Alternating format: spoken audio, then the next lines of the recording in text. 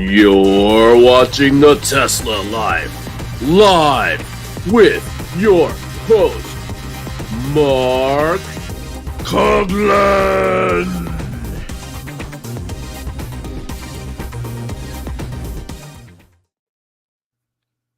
Hello, everybody, and welcome to the Tesla Life number 329.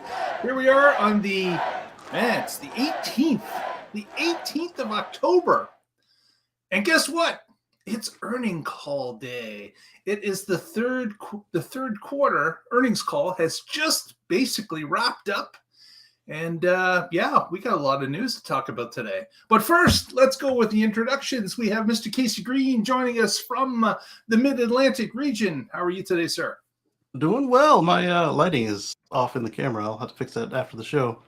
Elon almost caused us to go into extra innings where we start without Patrick, and then he comes in later after figuring out what was going on. Elon likes to talk when he's got a live microphone in front of him, doesn't he? He does, but this was a whole other level. Like, this is like an Elon of the past as far as verbosity, but a whole nother Elon as far as actually giving us answers. Like, every answer was a dodge, an escape. He's learned to play the game. Yeah. Yes. Also with us, as per usual, we have Mr. Patrick Connor joining us from the West Coast. How are you today, sir? Hello. I'm a little under the weather, but I always look forward to this show, so I gotta be here. He's gotta be there. Yeah, definitely. I like hanging out with you guys. I like the community that we have here. And I think it matters. I mean, if you're driving an EV, if you've got solar panels, if you've got a battery helping shift grid load, you are helping make a better future. What kind of future? Yes. Future free from fossil fuels. Boom, baby. Right at the top. I was in an argument with one of these people who was agreeing with the fossil fuel FUD storm that's been going on for the last 6 months plus. And he didn't seem that way at first. He's like, "Oh, I am a dealer, I sell cars." And then he got into the Hummer EV. I was like, "Okay, yeah, you sell Hummer EVs, that's fine, whatever." And then he's like, "Oh, it's $100 to fill it up." I'm like, that doesn't add up. So I came up to $27 if I went from 0 to 100 at home. Not nowhere near 100. Yeah. And even if it, so how much would a normal Hummer cost? I mean, it's more than that. You'd break your calculator. Let me tell you that right now. You'd break the calculator. From 100 to 300, right? Depending on what the fuel is where you are. Yeah. And he's like, "Well, I was just trying to say, if you live in an apartment, and this is what it'd be like. You have to be DC fashion." I'm like, if you for some reason can't charge at home, you want to go for a level 2, like a walk from home, like a short walk. And 2, if you are living in an apartment and then you go purchase the Hummer EV and your apartment won't accommodate you putting in a charging station, you should reassess your priorities. Exactly. That's exactly where I was going to go. How many EV Hummer owners live in an apartment? I'm going to go with 0. I know of one who would do it today, but it's not really an apartment. It's a condo. And he has the means to put in a charger. Right. Exactly. I'm not saying don't go EV. I wouldn't do that again like I did. But I came in with the car, so I wasn't going to sell the car just because I got an apartment for 1 year. But that's a long way from a base Model 3 to a loaded out Hummer EV. Even if it costs exactly the same, I would rather have an EV. It doesn't have a tailpipe.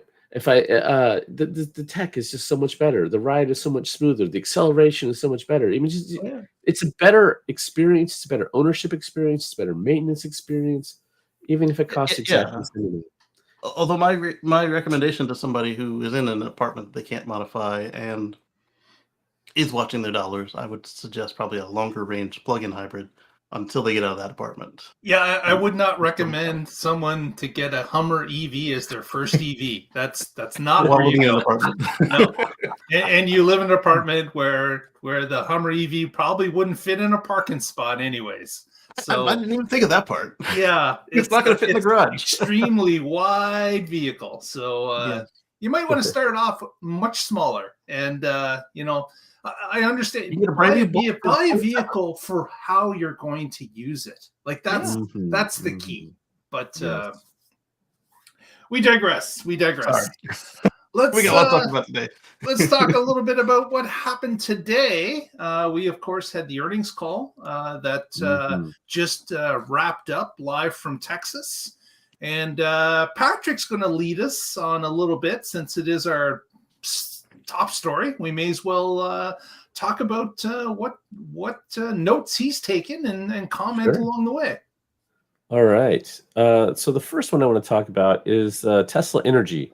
So their Megapack business is their highest margin business, and it's growing. It's currently small at about $500 million, but that was great to see. As part of Tesla Energy, solar was down, and they blamed California's new NEMS. So that's whether or not you get paid when you feed the grid and or net metering and all of that. So California has had some pretty radical changes, and that Tesla's responded to it. That's one of the reasons that they have the new charge on solar and other things, because you would rather do all you can to utilize your own energy versus feeding it into the grid. Where feeding it into the grid used to be valuable as an owner, and now California has stripped a lot of that away, which has really kind of hurt demand, which is sad, because I think of California as this progressive state driving renewable energy, and yet their utilities were able to get this stuff through that's actually hurting solar installments. Anyway, that was the first one on the list. Anything you guys want to comment on that?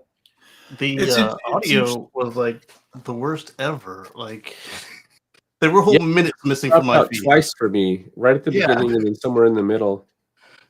Yeah, we missed the intro. Yeah, there was a glitch at the very beginning for the start. I'm wondering if that's demand based, the number of people trying to get onto the service, the call immediately. But it's interesting about what Elon talked about specifically about Tesla Energy, and he's always said that energy is going to equal or surpass the car business. And of course, as California, an early adopter in all of this, starts to show other states how this is progressing, how they can use it for the virtual power plant, how they can link all these communities and individual homes together to stabilize the grid, to shave off those peaks and valleys in the use during the day. I think they're absolutely right. This is going to take off. There's just going to be more and more states, communities, regions that are going to get involved with this. I heard 2 stories this week about different places in the U.S. that have decided that linking power walls is their answer to not buying another peaker plant, or it's their answer to being a more stable grid when it comes to storms and issues with power lines being knocked down. So this is something that's really going to grow. I can definitely see it can far surpass the car business. Yeah, I just saw a YouTuber, an engineer in South Australia, and she was talking about how their level of renewable is only possible because of the massive Tesla battery packs that they have down there, and how other places that are higher than them have a lot of hydro, and Australia doesn't have hydro, or they have nuclear. Australia doesn't have nuclear, and so that the only reason they're in this top tier at all is because of the batteries they have. Yeah. Also, they've got 2 years of backlog on their energy output. Yeah, they did talk about how energy is lumpy depending on when things land and when they can actually recognize the revenue. So things in transit. So you don't expect it to be smooth, gradual increase, because there might be a quarter where things are not turned on yet and they can't recognize the revenue, and then so it'll be lumpy. All right, next on the list, CyberTruck deliveries will begin in November. So if you guessed October 50th, you win. Did I not say that at the end of the year? Although I was thinking that it would be by Halloween for the party. But by the end of the year for normal people. Yeah, we don't get our Cyber Halloween party. That's too bad. It's going to be November. Guess what? It's only 3 days from Cyber Monday. Oh. Just missed it. Forever late. I think this is the perfect time to share this then. All right. You just share this little poll that we ran on the Twitter feed. Yeah. And look at that. People the know majority what's up. had said it would happen in November. So Sure did. looks right. like they got it correct. So yeah, there you go. that is pretty cool. So they indicated in the letter that their current capacity for Cybertrucks is greater than 125,000 per year, and that they plan to ramp that capacity up to 250,000 per year in 2025. So it's not going to be a fast ramp. They actually talked about how they have a lot of things that they have to figure out, and they can make it work, but to do it in a way that is profitable is going to take time. It's going to take effort. It's going to be a lot of engineering problems to figure out how to do it more efficiently. And so that's where they're at on the Cybertruck. And I know we have a lot of people who have Cybertruck reservations out there. Yeah, so it's obviously going to be slow to start, and Elon was trying to curtail expectations that this is going to come out of the gate and be a blockbuster to the bottom line. It's not. It's going to take some time to get over that period of getting the things right on the production line, and that just completely makes sense. It's not a surprise. But managing expectations is exactly what Elon was doing. Hello, Moto. How are you? She said, "Babu." She's peekaboo. Boom. Boom. Who's playing peekaboo? But Patrick, one thing they did mention during the call as well was Elon had said they may have made it a little bit more difficult for themselves with the Cybertruck because there's a lot of unique features and attributes of the Cybertruck that's going to make it very challenging for the ramp-up team. Right. Yeah. So a lot of car companies are afraid to take on hard challenges. They want to just do what they've done in the past and do it the same way they've done it. Maybe they'll make a little tweak here or there, but to do something radically different, that just isn't even something that's within their scope of possible thinking. And Tesla has definitely bitten off a huge challenge. The Cybertruck is a different type of vehicle, even though there've been stainless steel vehicles in the past and things like that. This is still radically different in multiple vectors, and and they're not afraid to take on those challenges, which is how they got into gigacasting in the first place, right? They were like, "Oh, let's do it that way." Let's start gigacasting as well. Yeah, they didn't say, "Oh, no one's ever done it, so it must not be possible." They said, "Physics allows it. Let's try it." Yeah. And then they went to the people who make the machines, and two of them said, "Hell no," and then one of them said, "Let's see what we can do." Mm-hmm. To your point about how they like to progress, I saw a CNBC video piece and on EVs and why they're not doing better, blah blah blah, and they were blah blah blah. Interviewing, yeah, exactly. They were interviewing a dealer, a Mercedes dealer, and he's like, "Yeah, well, this is all well and good, but we could have started slower, with hybrids and the baby steps and blah blah." Well, it'd be better for you to find a way to insert yourself at every stage of the thing, but not better for everybody else. Right, and they could have been doing hybrids in 1990. Yeah, if they had to start it when they were supposed to start, then they could have done hybrids 10 years ago.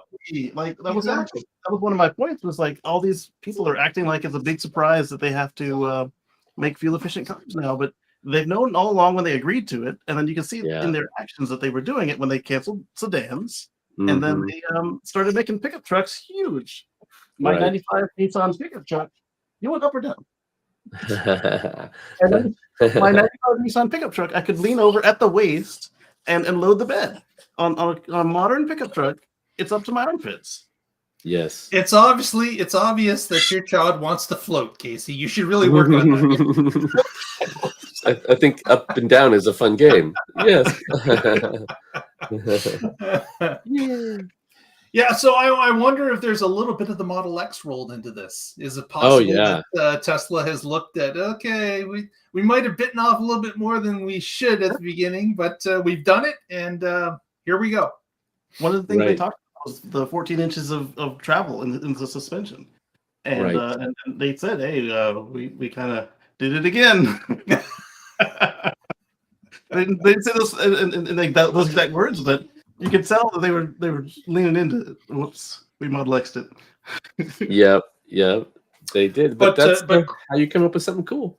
Clarification: They said November, but they didn't say anything else about a date in November, right? They tweeted a copy of the invitation, and it had November 30th. Oh, okay. Okay. CyberTruck. They're actually using that account. November 30th. And is that like a Thursday?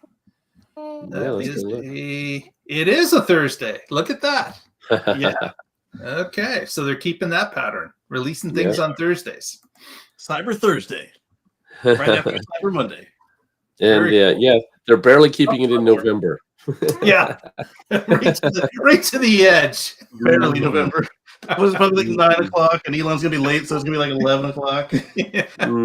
He's got to get on the stage before midnight just to get by that. Yeah. Oh man. All right. Next on the list was cybercells. So there were a couple interesting comments. They've produced 20 million of the cells so far, and that they are now transitioning Cato to work on the next generation of cybercells. So the plan is that Cato Road, that facility would always stay one generation ahead, which makes me think that the current generation they've got nailed down. If they've made 20 million of them and they're moving their research facility to the next one. So I thought that was good news, because we know that that's going to help reduce their costs. We know that's they're probably going to move a lot of their vehicles to it over time. They're going to start with CyberTruck, of course, with it being called CyberCell. I would not be surprised if the semis moved to that cell as well. And if it is their lowest cost one, they're going to be driving other things as they do revisions of it into that cell as well. So we'll see how that goes. Oh, yes. Yeah, but you're right. That is a positive sign that the 20 millionth cell has now been produced. And of course, that was fairly quickly after the 10 million was announced. So we've got a production ramp that's well underway. And you always have to have your team working on the next generation. That makes complete sense. So Cato Road is the research and development arm that will continue working on those 4680s to make them better. All right, next on the list, Model Next.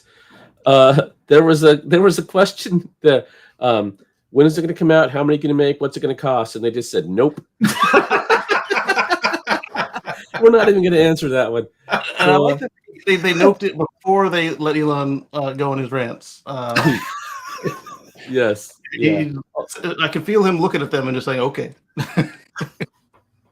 Although there was another question later asking about Model Next, and they did give details. So when they compared it to the Cybertruck, and then they said, okay, Cybertruck has this ramp that's 3 years. Is the Model Next going to look like that? And Musk stopped him and said, it's not 3 years. It's starting in late November of this year, and then will in 2025 be our 250,000 a year.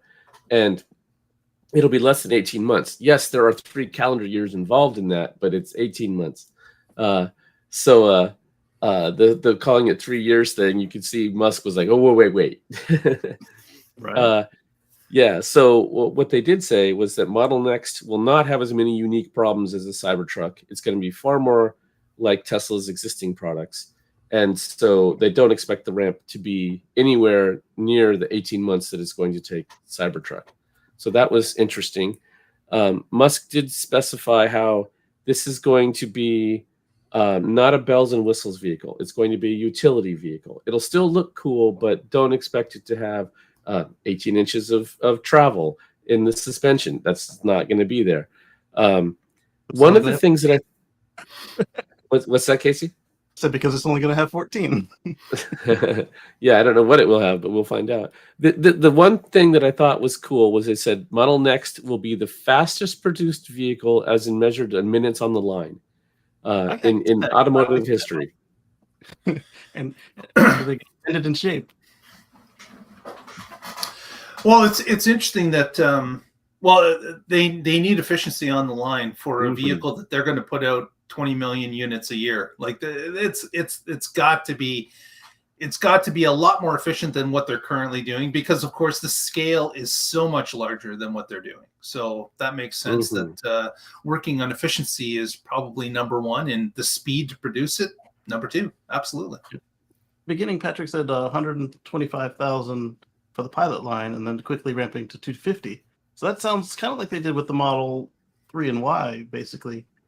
Even the S and the X. They start with one line, and then when they feel they're okay, then they add the second line, and then from there they determine if they're going to add more or not. And in case of S and X, not. In case of Model Next, we know that Texas is going to start with it, and then we know that Mexico will follow shortly after. So that's, there'll be two large lines immediately for North American consumption. Yeah, that's a perfect segue into the next topic of Tesla Mexico. So there was a question about when is the Mexico factory going to come online, and the answer was interesting. It was not what I expected. So Musk went on about how he has PTSD from 2009, and how the economic turmoil that happened at that point is what drove GM Chrysler bankrupt, and how Tesla barely survived. They got a round of funding Christmas Eve of 2008, and how that's what got them through. And without that, they would have missed payroll. And so right now, with the economy the way it is, he's concerned that if they go full tilt at building Tesla Mexico, that they will be spending a lot of money when they should be saving money. And so what they're going to do is wait and watch interest rates, because interest rates have a lot to do with vehicle sales. And most people make payments for their cars. So a monthly payment, how much you pay, has a lot to do with the cost of the vehicle, but also the financing involved with that vehicle. One of the things that he said was all the price reductions that they've done recently, including the FSD price reduction, really has just been sucked up by interest rates. So people look at how much money they can afford to pay each month, and they're paying about the same as they were before the price reductions, except now more of it's going to the bank instead of to Tesla. So they have to work hard to keep reducing the price, and they are doing a lot to do that. They're actually even working with their suppliers, because if they can help their suppliers reduce the cost of the parts, then the suppliers can still have a nominal profit and sell it to Tesla at a cheaper price. And if you have Tesla engineers helping you reduce the price of your products, that's you're going to be loyal to them as a supplier if they're helping you make better products. So there's the ticket. Definitely, that makes. We lost Casey.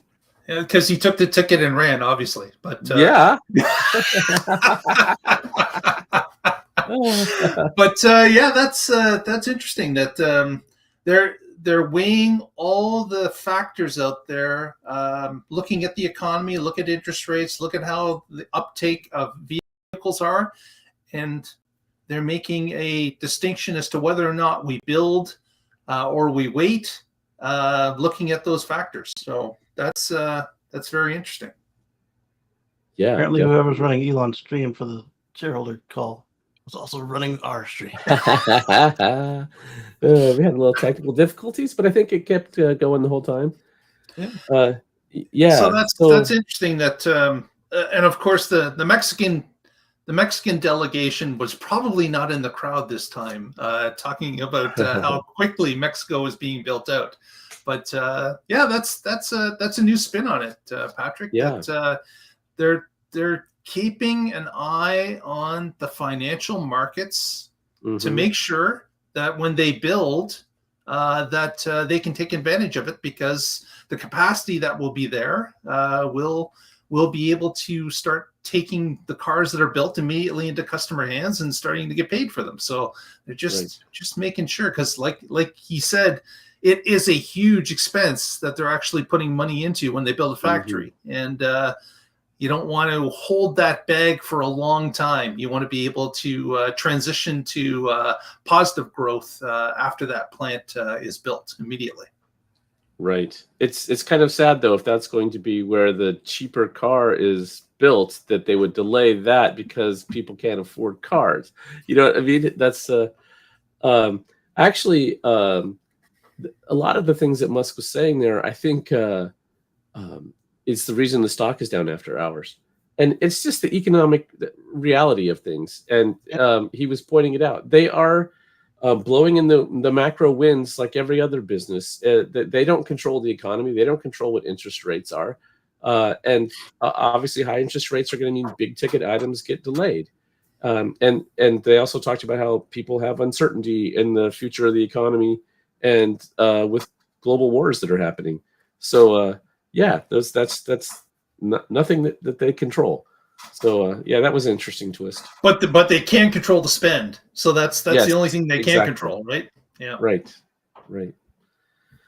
Okay. That was the big main points. If there's anything else that you guys wanted to cover that you heard that I skipped over, because I skipped over a lot. You did. But a lot of it was probably, it wasn't a normal shareholder call for us. It was there's a big screed against work from home employees yet again. Yeah, that was actually kind of funny. That was part of the interest rate thing where Musk was talking about how people need to be understand that a lot of people live paycheck to paycheck, and they can't. One of the things that he talked about there was how the incentives that exist today are something that you get back on your taxes, and that means that you have to front the money to do that. And $7,500 is a lot of money to loan for however long it takes from when you buy your vehicle to when you get your tax return. And that could be 6 months, 18 months in some worst case scenarios. So if you're living paycheck to paycheck, that's difficult to do. So that'll change next year, which is good. Yeah. In the U.S. That comes off at the dealership next year, right? For anyone selling electric vehicles in the U.S. Right. And by dealership here, we mean anybody holding a dealer license, not a franchise dealership. Right. I don't know why he doesn't think that his work from home customers don't also have that same, like on average in America, paycheck to paycheck. So that's going to apply no matter where you work. And yes, you can't cut the grass at the factory from your office, but we talked about this last time. Like, hey, I'm not out there sweating with the guy cutting the grass while I'm working inside the office either. Yeah. Right. Yeah. I work from home. I don't feel like he's. I think he's saying there are a lot of people that are out of touch, and they don't have those economic problems. And it's funny that the richest man in the world is saying people don't understand the poor. I went and looked at them. A bit of irony there. Yeah, there's well, let's face it, it's this podcast is about Tesla itself. Elon is sometimes out of touch on a number of issues that he speaks about as far as we're concerned, as far as others are concerned. He's got a different spin on a lot of things. A lot of stuff he does is great, but there's other stuff that I would disagree with. And certainly that's not a problem with the discussion on this stuff. It's a reality. Right, exactly. I'm in the same. He has the right to his opinion, and we have the right to agree or disagree and discuss it openly. It doesn't, just because this is a Tesla show doesn't mean that we are sycophants and say Musk is always right. We're not mouthpieces. Yeah. So I ran this through AI just because I knew my daughter would be coming in and out during the presentation. And I've got echoes. I'm sorry. You're good. You're okay now. Started to come back. Let me mute one of them real quick. So came up with a new feature. It made an action items list based on the stuff we talked about in the meeting. But what was funny about it is I'm just going to switch browsers. Stand by. Okay. Now we got two Caseys. Look out. Mm-hmm. Switch rotors again, and you can be half the audience immediately. Yes. So he came up with action items, things we should do based on what was discussed at the meeting. So it says that we need to increase the FSD pricing proportionate to its value over time, which that was an Elon talking point. Yeah. Yeah, it was something they said they were going to do, but it wasn't like something that we need to go do together. It says that we need to ensure safety features are included in those robots, such as local shutoff capabilities. Elon wants to make sure that there's no way to override the power button. I still think that it should be something that you can flash, but maybe not. Maybe it'd be a separate flash that you flash. All right, we're going to update the power software this week, and then we're going to update the regular software so the robot will never be able to turn itself off. That part of the call actually annoyed me. Someone asked about FSD, and he went off about Optimus. That was not the question, dude. Yeah, I know that's what you're interested in, but answer the FSD question. Yes.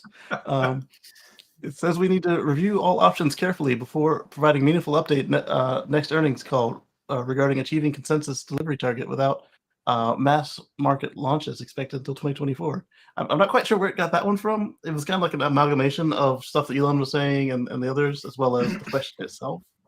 Interesting. And so to continue investing significantly in AI development for full self-driving and vehicle autonomy, which kind of came out of the earnings call. And also interesting to me was it labeled some of the speakers. Like it figured out which one was Elon. I don't know if it knows his voice or what, but like, yeah, Elon said, like, did you know that was him?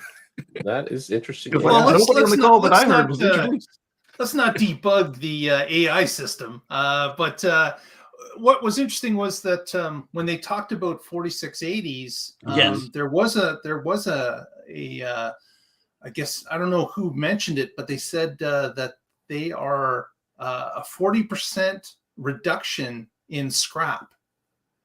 So again, when they're pushing out the 4680s on the production line, they're testing every cell that comes off of it, and some of them don't comply with minimum standards. And of course, they're sent back into the recycle bin to be done again. But that was kind of interesting. That again, probably part of the reason why they're at 20 million cells, and another reason why Cato Road has been pulled and pushed on to R&D going forward. But and that let's keep in mind that 4680 is probably instrumental in getting the Cybertruck on the road. Like that's got to be a big part of it, to be able to have a cheaper, more affordable cell that puts out enough wattage that the vehicle can go whatever the mileage is going to be. So, and it makes it more cost effective. So that's, it's all about the 4680 as far as I can see. That it's something that we've talked about several episodes about how the 4680 was taking a longer and longer to actually get nailed down. But it appears that with the launch of the Cybertruck, it's got to be nailed down at least to a certain point in order for it to be financially viable. Yeah, I didn't even think about that, Mark. The comment about scrap really has a lot to say about their yield, and I didn't connect those dots. So yeah, very, very good, very smart. Yeah, there was somebody who was going into talking about how much they think that the current gen cells are putting out versus the one that Monroe tore down, and they came up with a number of basically like 100 watt hours per cell, and it came out to basically you'd only need like 78 cells for a Model 3 short range or something to that effect, and like 100 of them for a Model S long range. Wow, I can't even comprehend that. Just using a less than fewer than 100 cells, I can't. Wow, pretty cool stuff. Yeah. And remember that this is going to be their 800 volt architecture, so that's a whole new vehicle architecture. So the Cybertruck's a lot of firsts. Yes. And during this call, the new CFO was on the call. And how did you find his answering of a question or two? You think that he's picking up? Is he media savvy? Do you think he's someone that certainly probably not as good as Zachary before, because Zachary had so much time in the position. But how did you rate his performance today? I think he needs to take some more media training. When there was he was talking about the impact of downtime for the line downtime, and they were doing downtime so they could do line upgrades. So you don't talk about it in terms of line downtime. You talk about it in terms of line upgrades and how that's going to improve capacity going forward. And then there was another spot where he said something like, we're trying to get the next tranche of EV adopters. And Musk was like, no, we're trying to make the next tranche of better vehicles that people want to buy at an affordable price, whether or not it's an EV. And so, I mean, there were a couple of things like that where I think he could have done a better job. Yeah. Like he used the language coming from the media outlets that are always blasting them rather than their own internal messaging or the like you said, media training. One thing they did bring up, somebody asked him about radar, and oh yeah, that was kind of an interesting response. Like, because the reason it came up was the documentation leaked for the application on the new Model Y in China, the one with the little light bar, was different enough that they needed new permission from China to sell the thing, and there was a phrase where it translated into optional radar, and basically Elon shut that down. Yeah, we're not putting radar in anything that's not in S or NACS. Those are the ones we're testing on. Doesn't mean that they aren't putting them in the Model Y, but basically it means you shouldn't count on them. Well, right. So things are dynamic and change a lot. So if you're going to do new paperwork, and why not say optionally radar? If you know they have a radar program going, and right now, and they did talk about that. I think it's Project Phoenix, where it's a high def radar that Tesla is developing themselves in-house, and they are putting it in the S and X for data collection at this point. It's not being used for any of the actual driving, but they are doing the like shadow mode with it. What decision would we have made with this data? Would it have been better or not? Musk talked about how in the past, when they've had radar, it's been more noise than signal. And what do you do when the cameras and the radar disagree? You have to pick one of them to follow. And at that point, you might as well just have the one you're going to follow be the primary, which is why they're all cameras. Exactly. It gives you we saw that with the first autopilot crash. There was a huge discrepancy between what the radar was saying and what the single camera was saying, and that's when they got themselves raw access to the radar feed, which helped. But as you just said, it was not the answer, because now you've still got two wildly different answers. It's just now you know why the one answer is the way it is, but you don't know which one's right. Right. So with this high def radar, if they can get it to a resolution that's similar to cameras instead of just this ping of a blob, you actually might be able to make better decisions. It could be on par with camera, and then it could be a viable input. And so that's why they have this experiment going. But yeah, the fact that it said optional in China doesn't mean that that's rolling out in Ys today. And yeah, Musk said no. And it doesn't mean optional to us. It means optional to the manufacturer. If that was a faithful translation. Yeah. Right. Yeah. And with no current plans. Interesting. I get to pay per submission, so why not just make it so you don't have to resubmit if you make that submission. So with what we heard today on the call, do you think that Elon is a little bit more argumentative in this call than other calls? Do you think he was calm and cool? Do you think he was more than any other, but more than normal? Do you think he was a little bit upset? He didn't call anybody a bonehead, so I think he was fine. Why don't you guys appreciate it? He was laughing a couple times. It was specifically that question that we just, where someone said, I saw a press release and I know we can't really trust those. And then they were both laughing about that. So I thought that was pretty funny. And then they asked the question about, is there radar in the Model Y? And he said no. Yeah. Another point that came up was a little bit about advertising. Elon talked about how they're continuing to advertise, that the test is still going out.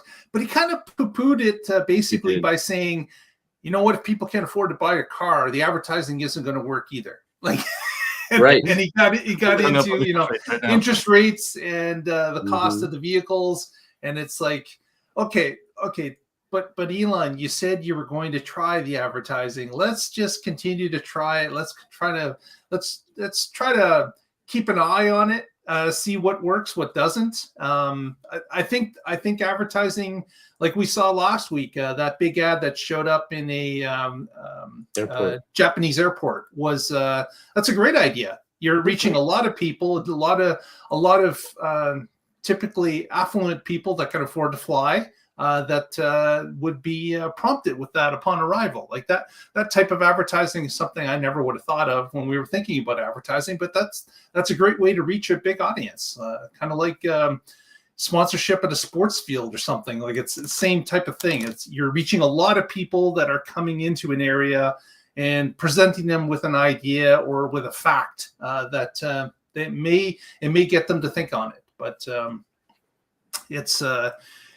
it's interesting that Elon says, yeah, we're trying it, and it seems okay, but if the price is too high, it doesn't matter anyways. So yeah, I totally agree with him. It's a true fact. If the price is way too high, advertising is not going to typically get you more sales. But what it does do is it entices people to dream about it, to save their money towards something, to put it on a list of goals that they're after. That's something that if a car is a little bit more above your price range that people typically do. But again, that's maybe not what Tesla's after. Yeah, I think when they're at a point where they're doing more than 10 million a year, if they start getting 90 days of stock, maybe they can start doing advertising. But yeah. Right now, they're not even making 2 million a year, and they're able to sell every one of them. Yes, they've brought some prices down, but I'd rather have them do that than spending the money on advertising. Yes. Yeah, I would agree. Bringing in any more business, or if it's bringing in business that you can't accommodate, then is it a wise spend? And the answer is no, unless you just want to get the mind share out there. The interesting thing is Tesla's able to. They're building the Mexico factory. They're spending a lot of money on their data center for AI. So they talked about how they've installed the H100 clusters, and I'm just thinking about if you look at every other company doing EVs, Ford's losing thousands of dollars on each Lightning they sell. Lucid is losing money hand over fist, and GM just announced they're going to delay the electric Silverado for another year, and primarily because of affordability. And so they can't make them profitably, so they're not going to make them. And they're hoping that they can make them later when batteries cost less, and then they can make them more profitably. Tesla's doing scrapping that truck and coming out with Gen 2 in that year. Right. Yeah, they could. I don't know how they're going to learn what they should put in Gen 2 if they don't make Gen 1, at least in low volume. But again, they still are. They're making. It's just that they're not ramping up the next plant to double or triple capacity. So they're still going to make some. It's just not up to the speed that they had said. Are you talking about the Lightning or the Silverado? The Silverado. Oh, okay. They're still going to make a few. They're still going to make some. It's at another plant, but it's not going to be the numbers that they had said.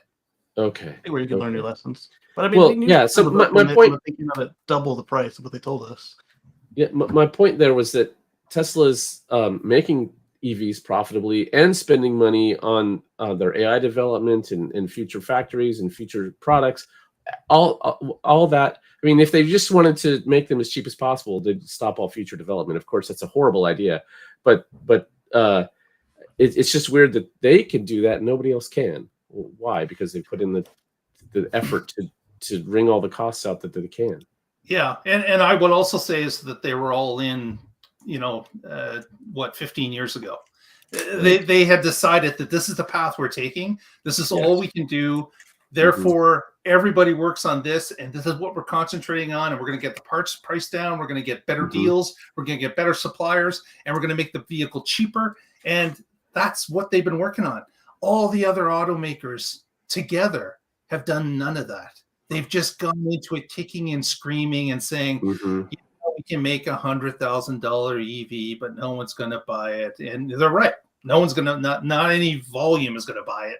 It's just it doesn't make any sense, you know. So that's the problem Lucid's hitting, I think, and that's what if Tesla would have stayed with just the S and X and just been a high-end niche, they would have never been able to scale to the volumes they have. That's right. There's not enough market for that. They wouldn't be anything like what they are today. Right. They would be. Like how you pointed out the folks that everybody's pulling back, the Lightning, the Silverado, etc. I like, by like I mean I'm very frustrated and annoyed by all the folks who looked at the. That's not what like means, Casey. Right. They look at the regular shutdown that all these automakers do. The ones that produce any sort of volume, they shut the lines down to do their maintenance, do their upgrades, and everybody's like, "Oh, the price cuts are destroying profits at Tesla."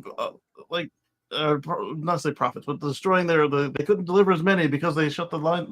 Because profits, blah blah blah. It's like, no, they couldn't deliver as many because they didn't make as many because the line was shut down at several factories at the same time. It's like, yeah, there's a big difference. Like Tesla, in volume wise, is pumping out more than all the other vehicle manufacturers' EVs together. Like it's a different scale, you know.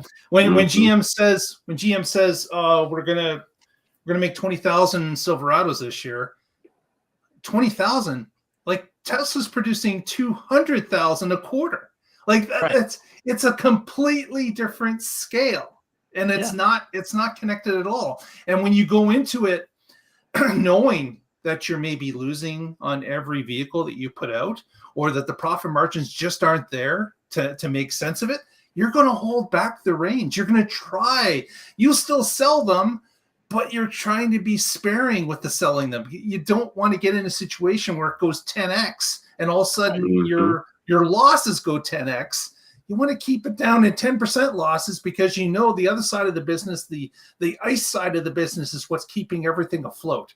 So you're robbing Peter to pay Paul is what you're doing. Right, but if you do it as a half measure, next thing you know, nobody's buying ICE, and now you've got an EV that's not ready and an ICE that nobody wants, and you're out of business. It's 20,000. The SNX alone, we just do that for fun line. It's making 104,000 cars a year if they max it out.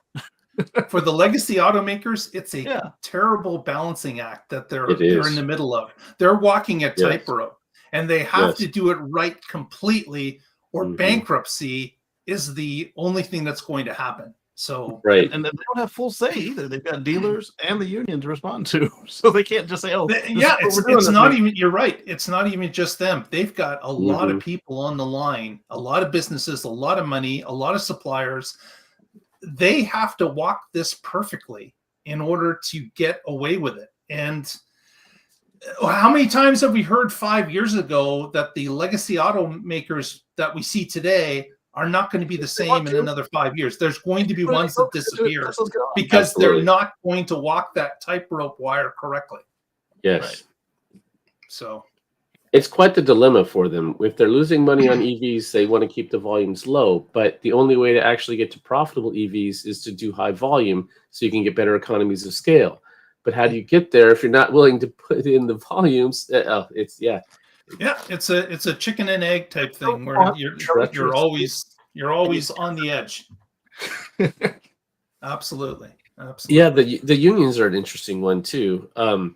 There was a Model Y teardown video that they just had on Autoline, and the guy was showing how easy it is to, what was that? I love that one. Go ahead. Yeah, and he was showing how easy it is to assemble the vehicle.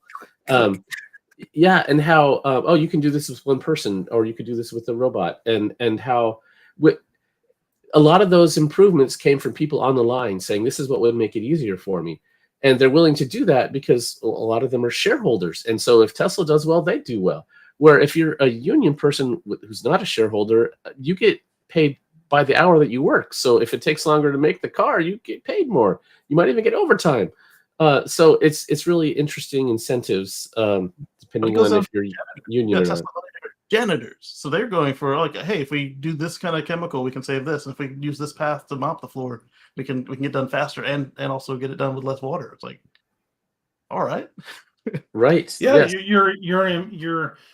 You're pushing all your employees to provide information that makes the company better as a whole. And each one of those employees improving their department or their area if they're all doing the same thing, then you're right. You get reduced costs and you get more efficiencies. Yeah, and that Autoline demo that Mark was that Patrick was just talking about, the guy pointed out, hey, these are the only 4 screws that come in a different direction. They come in straight from the back. All the others are coming in from the top. Right.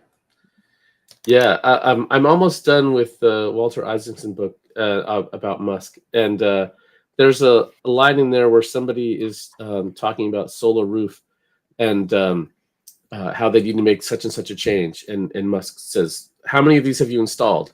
And the guy said, well, I design, I don't install. And he's like, then you don't know what the hell you're talking about. Shut up. Which is rough. But if you want to make improvements, you have to actually know how it works and not just what you're doing in CAD. So yeah, that was. Well, there's a perfect example in the book as well is Franz being told by Musk after they were talking about design and stuff. And Musk said, well, you know what? Tomorrow we're going down to the factory floor and you're going to see how that change in design affects the people that are assembling the cars today. Right. And we'll see if that design makes sense company-wide. And Franz was like shocked. He said, I'd never been on a line before. And it's like, how do you learn about what your job affects others if you don't learn the different parts of the job? So it's getting your hands dirty and actually getting down there and understanding that I'm not just designing in an ivory tower. Whatever I change affects all these people downstream of the product. And it has to be good for all of the different departments in order for it to be the correct change. Yeah. A long time ago, I had a job where I was a developer, software coder. And one day a month, we would go down a floor to the customer support team, and we would just sit in and listen to calls for the day of people who are having problems with our products and what is it that they're struggling with. And it was cool. We didn't have to actually, respond or do anything, but just, take some notes. Okay, this is the kind of stuff people are having issues with. Oh, that's an easy fix. It could have been that way. And so, yeah, actually having that feedback loop. Way that you actually implement. Yeah, makes it much better for the company overall. Absolutely, Patrick. Yeah, for sure. Well, that's about a wrap on that. Breaking news. What? What other news? Go ahead, Casey. So we have another entrance to the Supercharger Coalition. This time, BMW Group, to include Mini, BMW, and Rolls-Royce. So you could be. I didn't even know they owned Rolls. Yeah. Right. Rolls have been passed around so many times. So you can find yourself parking your Model X Plaid next to a $400 and some odd $1,000 Rolls-Royce Spectre, which will most likely have a conversion plug for the first 2 years. Yeah, although they don't get it, come with a native port. Their press release was one of the few that didn't talk about having a converter. That's right. It was very light on details. So this one was interesting. We talked about how Hyundai's press release was a little bit different than everybody else's in that they were starting with native ports and then going backwards to the adapters, and then they had mentioned that even the old cars would charge at full speed and like no details on how any of that would work.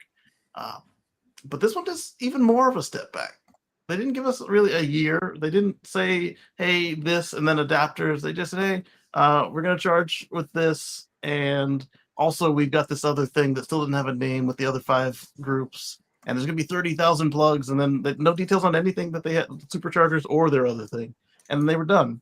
So this will be interesting to watch. And I don't know if that's a consequence of how late they were to the Supercharger Coalition or how many other cars are expected to have the adapters, or maybe they would just say, "Oh, we're not going to buy adapters for our people. They could buy it. They could buy it themselves." Damn it! Right? Who knows how this all went down? It's just notable that theirs was so good. If you own a electric BMW, maybe you should prompt your dealer and say, "What's going on? How come there's no details released? What are we left hanging here? What are you telling me? When's the dates?" I want this that stuff. was a bad move on their part because the part of the reason everybody else was talking about their adapters was so that they didn't have an Osborne effect, so that you'd still be comfortable buying a $27,000 bolt, and knowing that, hey, I didn't just throw it away for 2 years. Not the bolts, it's affordable, but you still don't want to have to be like then finding stations at the end of the car's life. But at the beginning of the car's life, to not know what's going to happen with it. My guess is they went to Tesla and Volex or whoever else is making these adapters, and they were like, everybody else has been here, but you're at the end of the line. So I don't even know when I'm going to get to you. So they didn't put it in the press release because they couldn't get a good answer. Right, but they could just say, with more details to come, we'll have adapters made available. They don't even say that they're going to make them for free. But to not say it at all, I understand not giving bad news is one way to handle things, but at this point now, I'm going to get the Mercedes before I get the BMW if I were to not get the Tesla. I mean, because I know the Mercedes is going to come. If I were you, I'd get the Ford because they're at the front of the line. So that part too. If you're going to get something other than Tesla, you may as well get the one that's at the front of the line. So, or just wait. If you're not getting a Tesla, wait till 2025 and get one that has NACS native. Yeah, that too. At this point, I were trying to avoid. At this point, I wouldn't buy anything that doesn't have a Tesla plug on it. I don't. Yeah. We know they're all going to that plug. Why would you want the last of the legacy dying breed? I just don't get it. Yeah. Right. Somebody was pointing out that the Toyota Primes are all J1772 because they don't have DC charge. I'm like, well, they can still take part in the economy of scale by going NACS for level 2 only. But at the same time, they can also take advantage of the economy of scale and offer the most barest bone DC fast charge possible and say, hey, we'll do 50 or 75 kilowatts. Instead of having to put a big note, don't use this at superchargers. Well, even if superchargers can scale down to... Yeah, they can scale down, but they don't do AC. So... Right. So all the better reason that they should have 50 kilowatts capable so that if the plug does fit, someone's going to stick it in there. And so you want to have the car be able to handle that. I'd rather have my customer go there and say, hey, you're going to be here for 30 minutes to get 50 miles of charge than to say, hey, never plug this into a supercharger. And it won't hurt anything. But when they do, they sit there like, I plugged it in. It didn't break anything, but I also didn't get a charge. Yeah, we said never plug it in. Right. And the battery's small, so they wouldn't be there that long. Yeah. And JT24's got a point. It was Aptera that was first, not Ford. So I stand corrected. The first major was Ford. Although I don't know if Tesla ever agreed. I mean, I know Aptera was begging them. They agreed. They agreed. Yeah, Tesla did agree with Aptera that yes, you could have the plug. Aptera jumped out ahead of time before it was even announced, and then they kind of doubled their efforts once Tesla made the NACS available to everybody. So are you still going to get an Aptera, Casey? I'm on the list. We'll figure out what things look like. If they hit their target. Yeah, exactly. I think things are looking a lot different than when Aptera and CyberTruck first announced. Wanted to just touch base on this other news item that happened this week, and that is, of course, a new mode in Tesla called Sleepy Driver Mode. Oh yeah, I just made it up. But what this is Tesla has now started to utilize the in camera to look at the attributes of the driver, how they're behaving, and looking for a way to alert a driver that they may be slipping into sleep. Based on their head bobs or their eyes looking away, or they're starting to look at the actual driver, the eyelids closing. So they're trying to see if they can figure out a way to alert drivers about they may be being lulled into sleep and it's time to take action because your actions that the camera's picking up are actually leading them to believe that you are falling asleep. So. Yeah. Now, this is not everywhere. This is, I believe, the UK is where it started, that they're looking at this. I don't know if that means that the UK drivers fall asleep more than us North Americans or what that has anything to do with it. But it is interesting that they're now starting to utilize that camera. And I would certainly welcome this in North America to alert a driver that this is what the car is picking up, because we've all been in the situation where we're driving tired, and realistically we should pull over, but in a lot of cases the driver doesn't. They keep going. And having an automated system that's constantly, blurting at you, hey, wake up, this is, if this is going to keep happening, you need to pull over now, you need to stop, you need to rest. And once it triggers, it doesn't turn off until you either stop exhibiting the signs or you start a fresh drive. This is very similar to you may have seen on some Mercedes where it's got the little cup of coffee icon. It's the exact same concept, except that now we finally get it, even though there was no sensor for that built into our cars, and now we get it as a free update. We talked a couple weeks ago, like months. Green the Only found this in the code, and Green the Only also found the icon for this feature. It looks like a sleepy eye. Yeah, a long time ago, back when antihistamines were not as good as they are today, drowsiness was one of the side effects. And I was in Central Oregon and having horrible allergies, and I took some and then started driving home. And just like, what the hell? Woke up on the road. I'm like, I shouldn't have been asleep. Okay, pull over. We're switching drivers. That was just weird. I mean, I did not feel sleepy. And all of a sudden, I'm waking up while behind the wheel. This is not right. No kidding. Yeah. No kidding. Luckily, nothing happened. But that's good. That's good. But that nearly a heart attack. Being alerted by an automated system may help save some lives. So the quicker it comes out, the better, as far as I'm concerned. Yeah. Well, with that, let's roll with some shout outs and head out. Casey, what do you got going on that you can alert the folks to?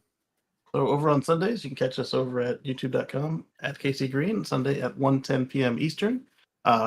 For my show and for this show, remember, we in North America are about to play with our clocks again, even though we almost got free of it, and somehow we got roped right back into this garbage. So in a couple of weeks, at the end of October, beginning of November, on a Sunday, we're going to fall back an hour from wherever you are based on when you do or do not play with your clocks at your local place. So speaking of driving drowsy, when we change the clocks around, it messes up people's schedules, and it kills people. Yeah, it's sad. In the winter, it's not so much people falling asleep while they drive as much as they end up getting carjacked and murdered. And in the spring, that's all. Ending on a positive note. In the spring, it's driving attacks, and like we need to stop playing with clocks. It's in our modern society, it does absolutely nothing. And in the previous times where Benjamin Franklin joked about it, it did barely anything back then as well.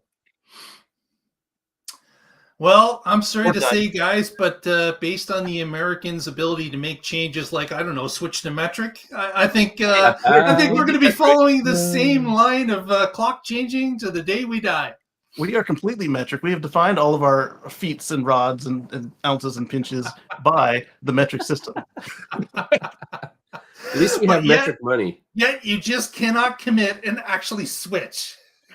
I can buy 2 liters of Coke or a gallon of milk. Yeah, exactly.